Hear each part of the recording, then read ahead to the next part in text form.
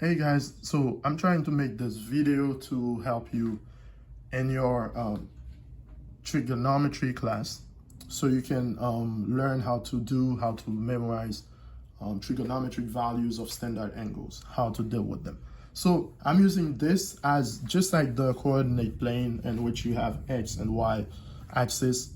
So as in this case, cosine as the x-axis, sine as the y-axis. And so whatever I get on the first quadrant here, right here on the first quadrant, will be the same thing. You get the same values you get in the second, third, and fourth quadrant. The only thing is they may have different signs because remember, in the second quadrant, cosine is negative, sine positive. In the third quadrant, cosine negative, sine negative. And the fourth quadrant, cosine positive, sine negative. Okay, so you just need to remember that. Now, it's pretty easy to remember because you remember in the coordinate plane, y-axis, the y values would be negative, and the x values would be positive. Y value positive, x value negative in the second quadrant. In the third quadrant here, you have y value and x values negative. In the fourth quadrant, you have x value positive and y value negative. So you remember that. Now, so whatever you learn on the first quadrant, you can translate that to the second, third, fourth quadrant. Just remember to play with the signs. That's all. So what I'm gonna do here is just to show you how to memorize, how to get those values from the first quadrant first. Then you can use those values for the other quadrants. Okay, so easier way, very easy way to remember, guys. Very easy, okay? All you gotta do is to just follow these steps here.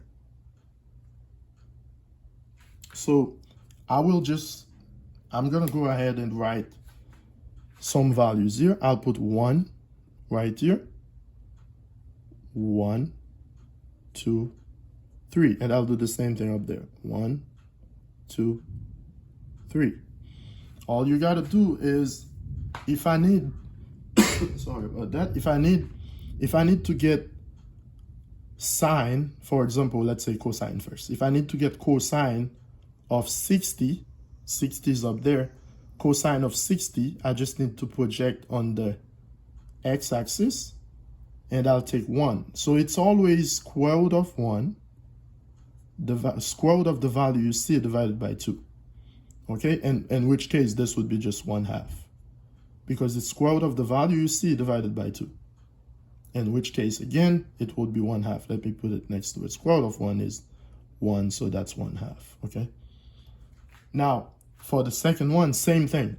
I need to know what the cosine of 45 is, or pi over 4. Cosine of pi over 4 is just square root of what I see here, which is 2. I project here. It's square root of 2 over 2. Always over 2, by the way. Same thing, cosine of 30 or cosine pi over 6. I'll do square root of 3 over 2. So this is a way to memorize them. Now, you do the same thing for the sine. Sine of pi over 3, for example, is just square root of 3, which is what I see here, divided by 2. Sine of pi over 4 or 45, again, it's at 2 here, so I'll do square root of 2 over 2. Right here, 30, sine of 30 or sine of pi over 6, square root of 1 over 2, which is 1 over 2, okay? So very simple to get them, okay? Now, you may say, now, will I have to draw all that? Guess what? You don't really have to draw it. And believe it or not, you can just, in your exam, while you take your exam, you can actually picture this in your mind. As you do it once, twice, it will be pretty easy to remember. Okay? You can trust me on that. And you will never forget it. Okay?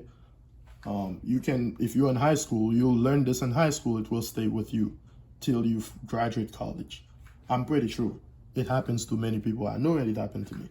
So all you got to do is making sure that you draw the table the right way, okay? And you know, the 0 angle, 30, 45, 60, 90, you know. So all you got to do is just project. So if I need, for example, cosine of pi over 6, I know it's the 30 angle right here. So project here at the third value. So it's square root of 3 over 2. That's it.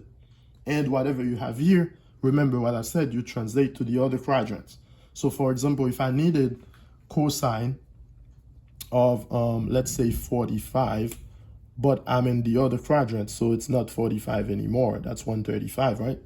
So right here, you would have cosine. Remember, it's still square root of 2 over square root of 2 over 2, but it will be negative now. Okay, negative square root of 2 over 2, because that's on the second quadrant where cosine is negative. And you can do the other ones the same way I just showed you here. It will be pretty easy.